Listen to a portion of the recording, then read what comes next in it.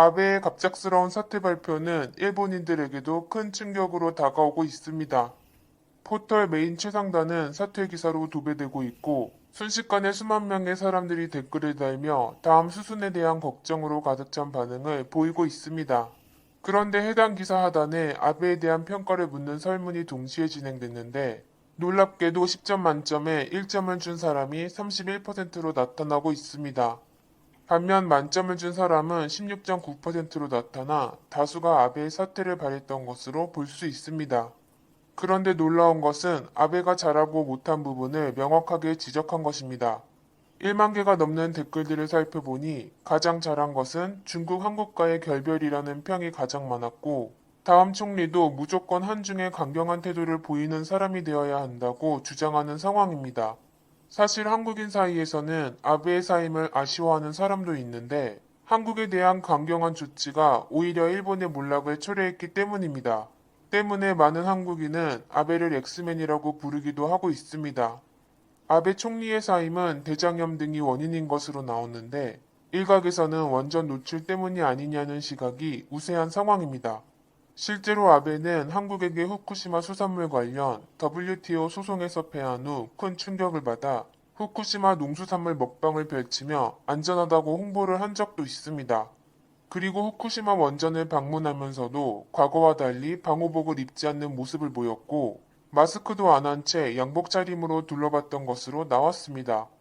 그리고 최근에는 코와 입만 가리던 첫 마스크를 벗고 후쿠시마산 마스크로 교체한 후 건강이 더 나빠진 것으로 나와 방사능 피폭 때문이 아니냐는 소문들이 빠르게 확산되고 있는 상황입니다.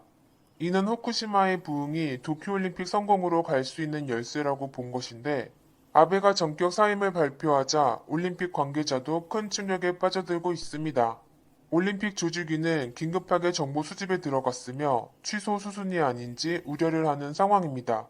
자민당은 정치 공백을 최소화하기 위해 신속하게 새 내각을 꾸린다는 계획을 밝히고 있습니다. 과거 2007년 사임 때도 2주 만에 새 내각이 들어선 적도 있습니다. 때문에 차기 총리에 대한 관심이 급격히 커지는 상태입니다. 일본인 대다수는 한중에 강경한 태도를 보이는 고노다로밖에 없다는 반응들을 보이고 있습니다. 이시바나 기시다 정조회장, 스가가 총리가 되면 한중에 순종할까 우려를 하는 것입니다. 사실 아베는 시진핑과 11차례나 회담을 하며 관계 개선에 나서기도 했습니다.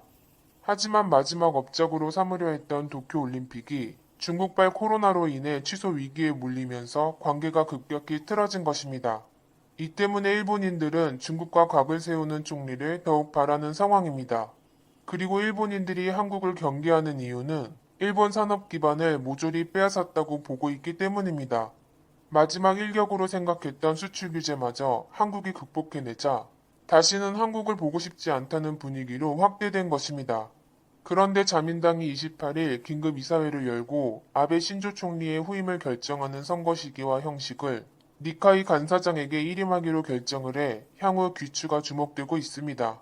니카이 간사장은 작년 9월 한일 관계가 급격히 악화되자 일본이 손을 내밀어 양보할 수 있는 것은 양보해야 한다고 말했으며 좀 더 어른이 되어 한국에게 대응할 정도의 도량이 없으면 안 된다고 말한 바도 있기 때문입니다. 이런 마인드 때문인지 니카이 간사장은 28일 지지통신과의 인터뷰에서 스거 관방장관은 지명되면 충분히 잘할 수 있는 인재라며 유력 후보 중 하나라고 평가했고 이시바 시게루는 정책통으로 유력한 후보 중 한 명이라고 언급한 바 있습니다. 그리고 기시다 정조 회장에 대해서도 훌륭한 후보자 중 한 명이며 열심히 했다고 말해 셋 중 하나가 될 가능성이 높은 상태입니다. 하지만 강경파인 아소다로나 고노에 대한 언급은 안 하는 걸로 봐서는 한국과의 관계 회복을 염두에 둔 인사를 뽑을 가능성이 점쳐지고 있습니다. 누가 총리가 되든 한국은 원칙에 맞게 대응해 나가길 바랍니다.